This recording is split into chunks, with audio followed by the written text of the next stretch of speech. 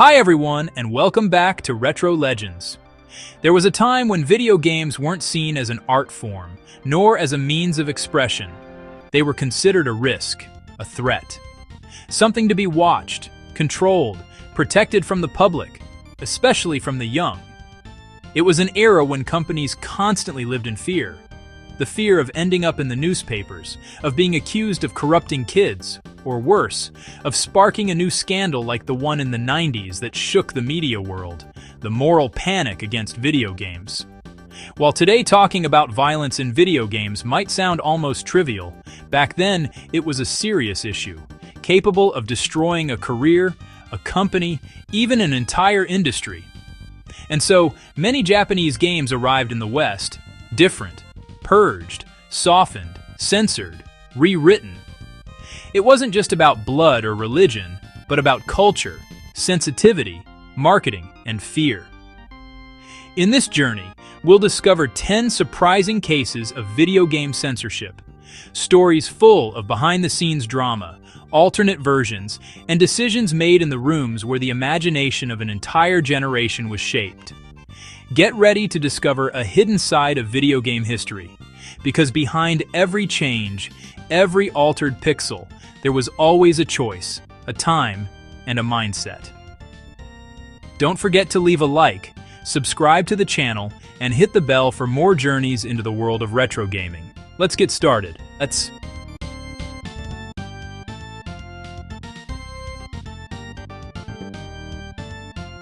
In the 90s, seeing blood in a Western video game was almost impossible. It was an era when the industry was still searching for its identity, and every pixel could become a source of scandal. Public opinion, especially in North America, looked with increasing suspicion at any form of digital violence, convinced that it could corrupt an entire generation of gamers. In this climate, a title emerged as a symbol of the battle for creative freedom: Mortal Kombat. The Japanese and international arcade version featured a level of brutality never seen before. Abundant blood, gruesome fatalities, torn limbs, and decapitated heads. It was the aesthetic revolution of video games, a new visual language that openly challenged the concept of harmless entertainment. But when Mortal Kombat arrived on Super Nintendo, something surprising happened. Under pressure from associations and conservative groups, and especially to defend the family-friendly image built over the years, Nintendo decided to sterilize the game. Blood was replaced with an indefinable gray liquid, similar to sweat or metallic dust. The visual effects of fatalities were toned down or modified, and some animations were redesigned to be less gruesome. It wasn't just a censorship filter, it was a visual rewrite, a direct intervention on the aesthetic identity of the work. Those few colored pixels had changed meaning, from a symbol of rebellion and realism to a kind of silent digital self-censorship. Meanwhile, Sega chose another path. The Mega Drive version included a secret code that, once entered, restored everything: blood, animations, and original violence. This move became legendary and represented an open declaration. Sega wanted to be the home of the mature gamer, the bold alternative to Nintendo's polished world. The effect? A spectacular boomerang for censorship. The Sega version sold more, players considered it authentic, and the Super Nintendo version went down in history as an example of how attempting to protect a company's image can backfire on those who apply it. The Mortal Kombat case was not just an aesthetic dispute. It was the slap that woke up the entire industry, and one of the main reasons that, a few years later, led to the birth of the ESRB, the rating system that still regulates the recommended age for video games today. A new chapter began there. Video games were recognized as a medium capable of mature content, and the way was paved for the expressive freedom we take for granted today. Paradoxically, without that gray liquid on the Super Nintendo, perhaps the medium would not have accelerated so quickly towards its cultural recognition. Mortal Kombat became an involuntary symbol, proof that censoring a work does not make it more acceptable, but more fragile, voiceless, depersonalized. And the public's reaction was clear. Players wanted authenticity. not sanitized versions to protect the sensibilities of adults who didn't play. From that moment, the war between integral experience and filtered game officially entered pop culture, marking the boundary between those who saw video games as a toy and those who perceived them as an artistic language destined to grow.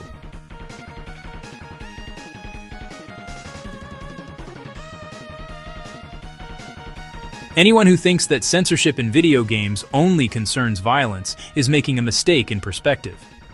In the 90s and 2000s, the sexualization of characters was an equally delicate and often even more ambiguous terrain. Video games were growing technologically, moving from two-dimensional sprites to increasingly realistic polygonal models, and with this leap, the medium's ability to suggest, represent, and insinuate sensuality also increased. But the West wasn't ready. In an attempt to position itself as a legitimate and culturally acceptable medium, the video game industry found itself forced to balance creative freedom and social moralism. And often the female characters paid the price, redesigned, covered, or reinterpreted so as not to offend cultural sensitivities. An emblematic case is that of Xenogears, a cult title for PlayStation, which mixed theology, philosophy, psychology, and mature narrative in a way that few games of the era dared to address. Among the many changes made in the Western localization, some concerned the costumes of female characters deemed too revealing. It wasn't simply about hiding skin. It was an attempt to control the visual message, to ensure that such a rich and complex game wouldn't be labeled as inappropriate content due to aesthetic details. Paradoxically, in a title that dealt with trauma, identity, and faith, it was the physical representation of the body that created the most tension. Even more significant is the case of Dead or Alive, a series built from its origins on high-speed combat and extremely charismatic characters, but which became famous above all for its emphasis on the physicality of the female fighters. In Japan, this aesthetic was part of the gaming language, a mix of spectacularity, humor, and anime style. However, when the series began to be widely distributed in the West, the marketing was filtered. Trailers, promotional images, and even official descriptions were retouched or cleaned up to avoid accusations of hypersexualization, despite the game never having been intended to mask its identity. The result was a clear cultural paradox. In a country like Japan, traditionally more conservative in many social and behavioral aspects, the aesthetic representation in video games was surprisingly freer compared to a Western culture that preached freedom but feared media backlash. This series of interventions was not just a cosmetic operation. It represented an attempt to define what was considered acceptable in the new medium. A single exposed pixel, a shadow interpreted as seduction, an animation with a movement too soft, and everything was rethought, recalibrated, reconstructed. It was the era when the concept of fan service was not yet openly discussed, but it existed and clashed with the growing media pressure from associations and cultural watchdogs. Thus, between sprites, polygons, and textures, parallel versions of the same game were born. One freer and truer to the original vision, one more prudent, built to avoid controversy. And all this raises a fundamental question. Was it truly about protecting players, or was it a form of self-protection for the industry, fearful of being judged immature while it fought to legitimize itself as an adult art form and entertainment? That period was a complex transitional phase, where the representation of the body became a cultural battlefield, and where often the mere suspicion that a pixel suggested too much was enough to transform a digital work into a ground for censorship.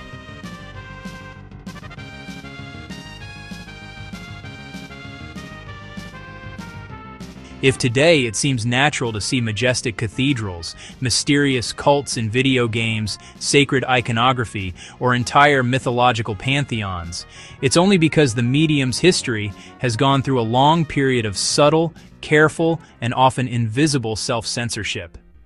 In the 80s and 90s, one of the most mine-filled terrains for video game developers was not violence or eroticism, but religion.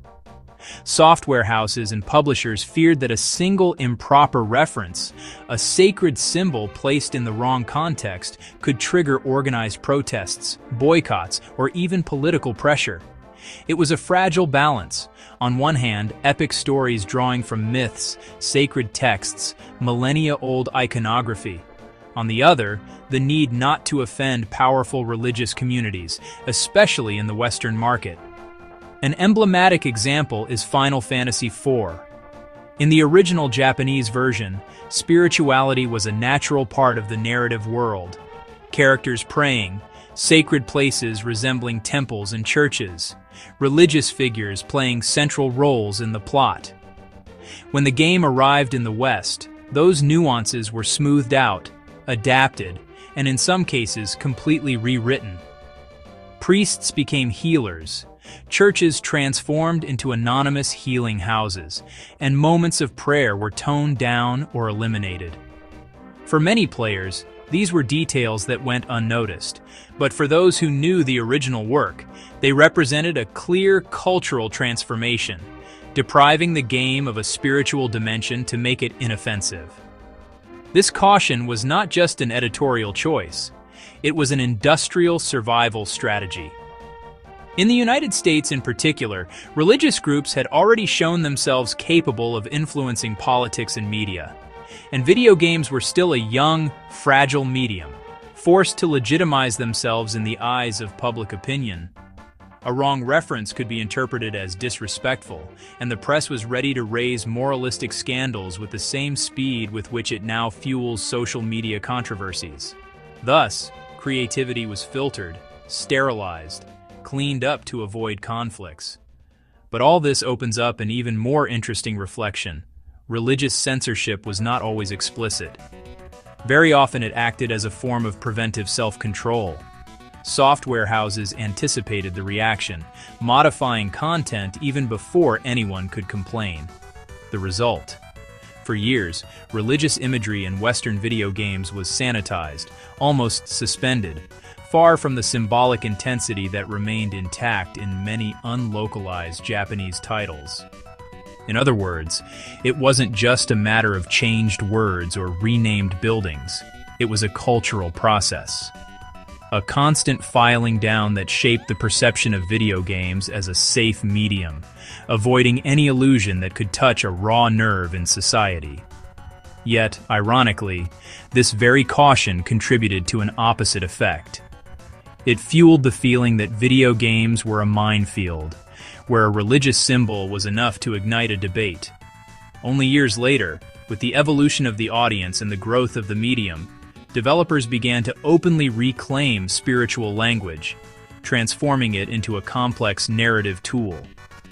Looking back, those modifications might seem minimal, small aesthetic or terminological details, but they represent a crucial phase, an industry treading on eggshells, aware of the symbolic power of religion and the risk of challenging it.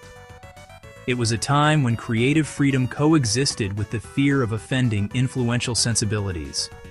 And every time an altar became a healing bench, every time a prayer was changed into a neutral phrase, a chapter in the silent history of video game censorship was written.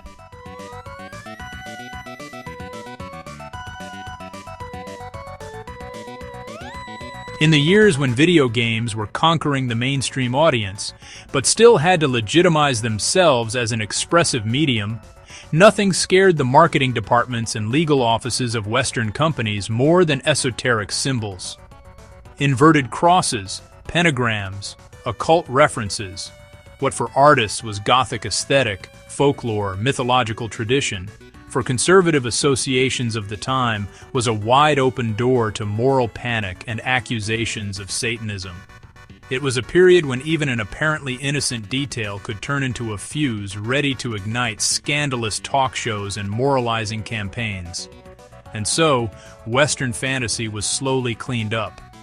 Manuals, sprites, even menu screens were scrutinized for suspicious symbols. Where an ornate cross appeared in the original design, a generic crystal appeared in the Western version. Pentagrams and ancient runes gave way to anonymous geometric patterns.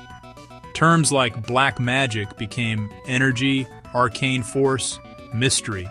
It wasn't just a simple linguistic adaptation, it was a cultural rewriting. The fascination with the supernatural, which in Japan was treated naturally thanks to a much broader and nuanced folkloric imagination, in the West became a slippery slope to avoid. A prime example is the Castlevania series. That saga lived and breathed Gothic imagery, not only in its monsters and decadent castles, but also in the symbols that dotted backgrounds and interfaces. Yet, for its Western debut, some of those details disappeared or were toned down. Sacred statues without halos, crosses stylized to look like spear tips, demonic iconography reinterpreted into generic forms. Evil had to be abstract, not theological. The sacred had to be decorative, not recognizable. The eternal struggle between light and shadow became a more neutral, almost sterilized duel. What might have seemed like a series of small graphic tweaks actually tells a lot about the social climate of the time. These were years when the fear of the occult had deep roots, fueled by real episodes of collective panic and fundamentalist movements that saw the devil in every form of modern entertainment. Metal music, tabletop role-playing games, Japanese anime, all easy targets. Video games, young and still without institutional defenses, could not afford to become a new scapegoat. And so, for a long period, the occult in Western video games lived a double life. Vibrant, iconic, and rich in symbolism in Japanese versions. Smoothed, abstract, transformed into pure aesthetics in the American and European markets. It was a silent compromise, an unspoken pact between creativity and prudence. Magic became energy. Rituals became abilities. Sacred and profane iconography disappeared into the shadows. Today, referencing darkness and mysticism is no longer a taboo. Crosses shine again, demons take shape, pentagrams no longer scandalize covers. But looking back, those erased pixels tell a fascinating story. The story of a medium that had to mask its shadows to grow in the light.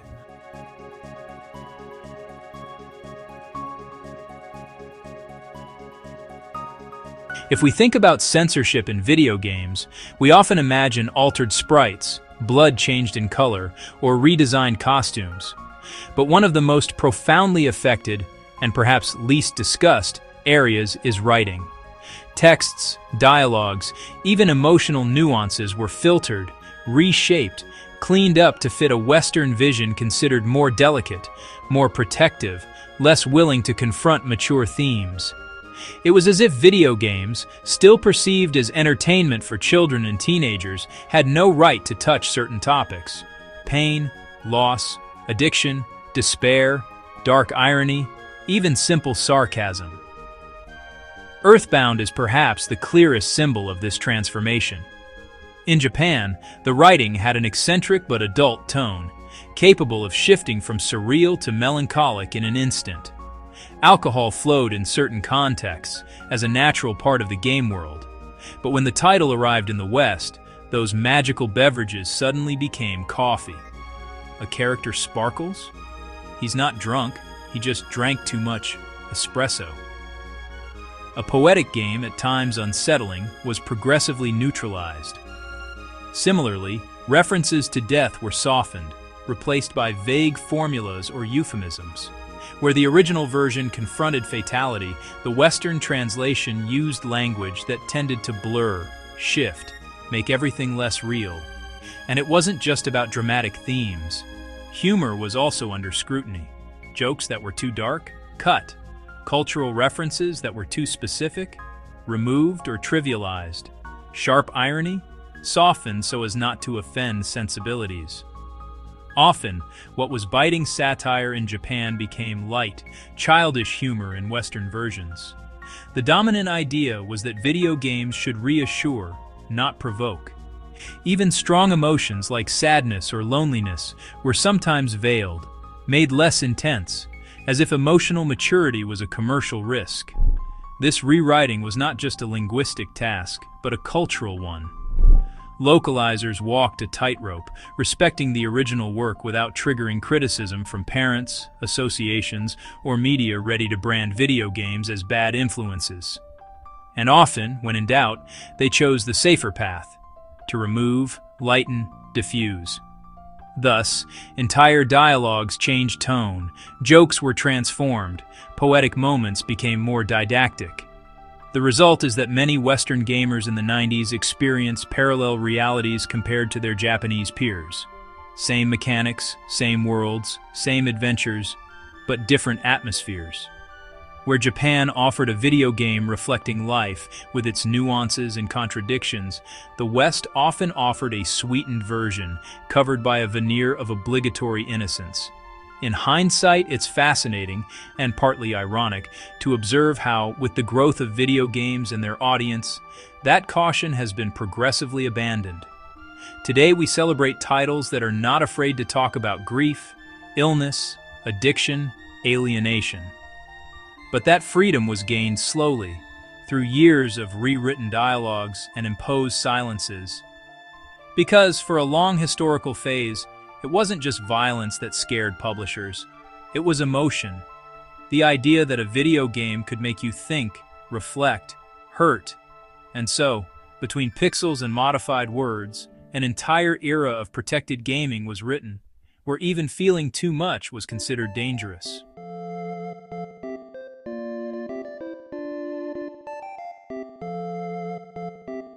Sometimes censorship didn't come from moral reasons, but from cultural and diplomatic needs. In the early days of video games, creators were exploring new ground. Any mention of different groups of people, countries, or cultural traits could cause problems for their image, or even worse, lose them money. Because of this, many companies decided to play it safe. They avoided anything that might seem like a stereotype or unfair to people in Western countries. A great example is the Punch-Out! Game series. Many characters, who originally had funny accents, over-the-top movements, or details linked to common cultural ideas, were changed when the game was brought to other countries. This made them more general and less tied to specific ethnic groups. The same thing happened in other games from that time. Characters were given new names, new looks, or had their strong cultural features removed to avoid misunderstandings or arguments. This wasn't the time of social media or today's sensitivities yet, but the industry already felt it needed to show a clean, international image that wouldn't risk upsetting different cultures or countries. It was an early but important try at making games fit for a global audience, a careful balance between being creative, selling games, and respecting different cultures.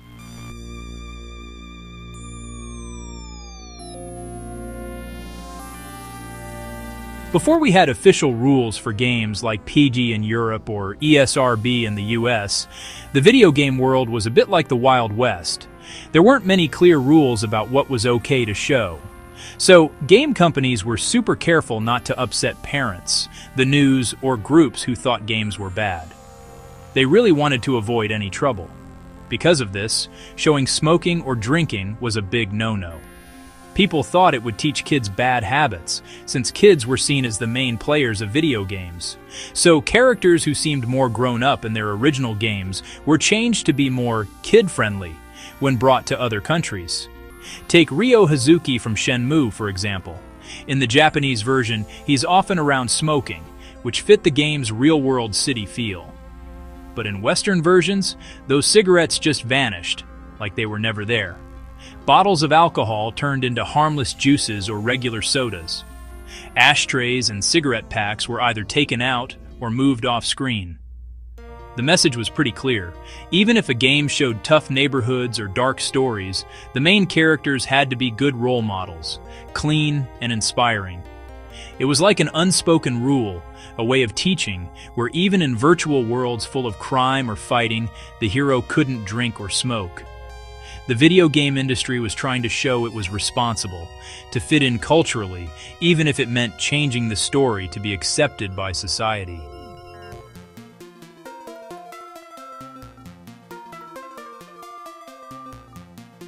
In the years when the talk about video games causing violence was all over TV shows and shocking articles, even digital weapons were looked at very closely. Especially on Nintendo systems, which were always seen as for kids, real pistols and rifles were a big problem. So when games were changed for Western countries, many real weapons became harmless, almost toy-like versions.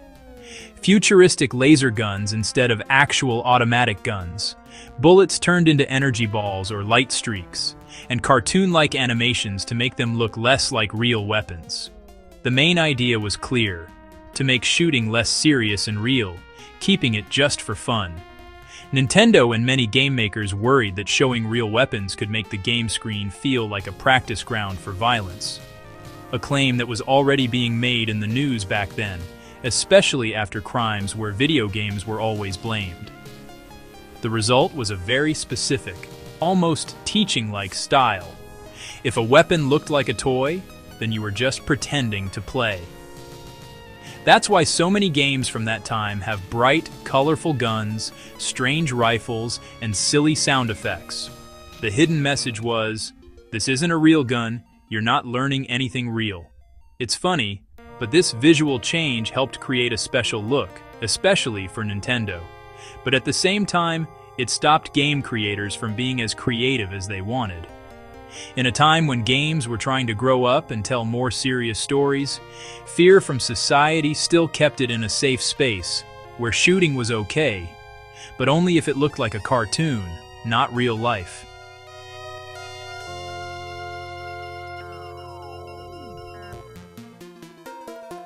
If today we're used to seeing body parts fly off, heads roll, and lots of digital blood with cool, movie-like effects, back in the 90s and early 2000s, things were super different. Many games that were meant to be tough and exciting came to Western countries totally cleaned up, so much so that they looked like completely different games. Heads chopped off, arms and legs cut off, guts showing. Everything that in the original game made fights feel real and impactful was taken out of the version sold here. This was to avoid upsetting people, parents, and groups who didn't like violence. How characters died was one of the first things they changed.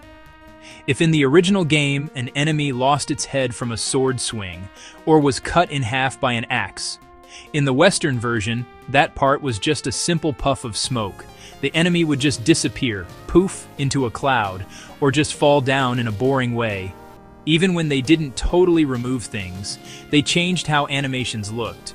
Blood became sparks, severed limbs turned into magical dust, and torn flesh was replaced by light or abstract particles. It was like they were rewriting violence visually, to make the action look more like a cartoon than a martial arts movie or a scary horror film. The reason was clear. They wanted to stop video games from being seen as something that could make violence seem normal. But actually, this plan had two sides to it. On one hand, it helped create a unique look, where action was all sugar-coated and death didn't feel important, where fights were more about looking cool than being real battles. On the other hand, though, it messed with what the game makers originally wanted to create, who often imagined harsh and bloody worlds. Games inspired by grown-up sci-fi, Asian martial arts movies, or gory comics, only to be forced to see them turned into kid-friendly versions. It's interesting to see how this kind of censorship showed more about how scared people were of video games than a real wish to protect anyone. Video games were seen as something that could teach bad things, and not just as something fun to watch or a way to tell stories. So it was better to take out the sharp blade, hide the blood flowing, and when in doubt, make bodies vanish like in Saturday morning cartoons.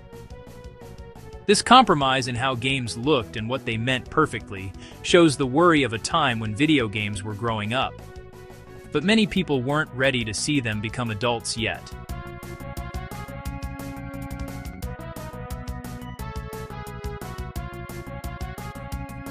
In the end, all this feeling of distrust and blind control pushed the industry to a breaking point. Social pressures, media fights, and moral campaigns got so bad that they threatened not just individual games, but the very idea of video games as grown-up entertainment. Big events like what happened with Mortal Kombat and Night Trap in the United States led to government meetings, news stories on the front page, and big public arguments. Politicians started talking openly about government rules, while parent groups wanted to ban whole types of games. And it was in that tense, almost witch hunt-like mood that the industry decided to do something. So the ESRB was created in 1994 in the United States, and later PEGI in Europe in 2003. These were official rating systems made to bring openness and responsibility to the market. It's one of the strange things about gaming history. Pressure to censor didn't kill video games, but it made them grow up. Instead of being secretly changed, altered behind players' backs, or rewritten because people were afraid of criticism, content started to be clearly defined and regulated. From that moment on, the conversation changed completely. Hidden censorship, the kind that took away the heart and soul of games without telling anyone, was replaced by clear, easy-to-read rules on every game box. Parents would have information, developers would have more creative freedom, and the public could consciously choose what to play.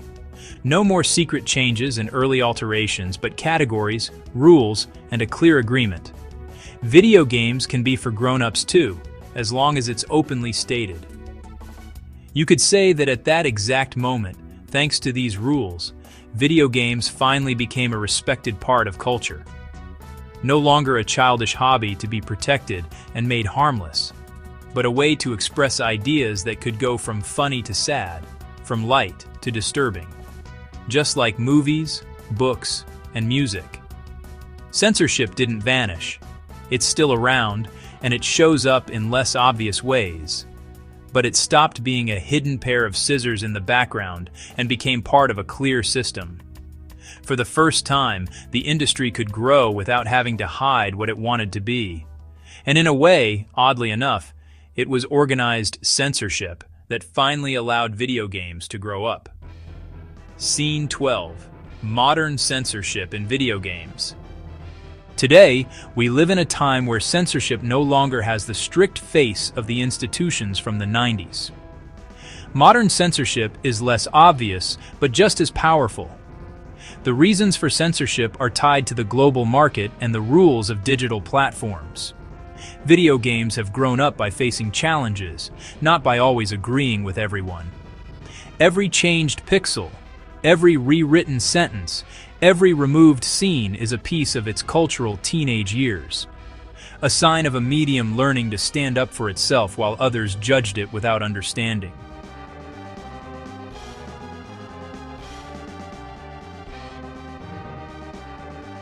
Today, we live in a time where censorship doesn't have the strict face of the institutions from the 90s. There are almost no more gray-colored pixels to hide blood, nor churches turned into healing houses. Modernity has refined its scissors. It doesn't cut, it reshapes. It doesn't declare, it suggests. The reasons are no longer just moral or religious, but tied to the global market, cultural sensitivities, and digital platform guidelines. It's a less visible kind of censorship, but that doesn't make it any less influential.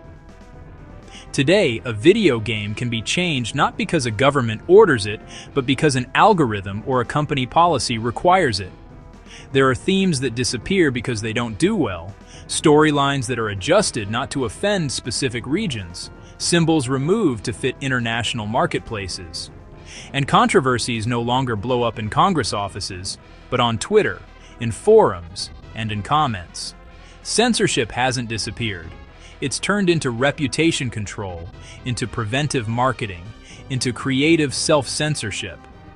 The knife is digital, invisible, and often held by developers themselves to avoid problems before they even start. Looking back, though, an undeniable truth emerges.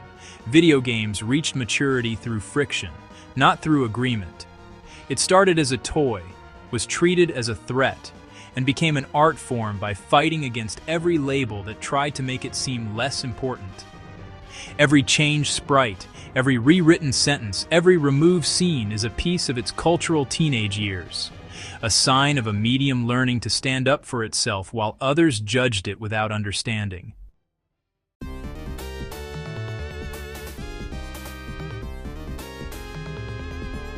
And with that, our trip into the past comes to an end. How many of these fun facts did you already know? Let us know in the comments. Don't forget to hit the like button, subscribe to the channel, and turn on the bell for more trips into the world of retro gaming. Thanks for watching Retro Legends, and we'll see you in the next video. Stay retro, stay legends.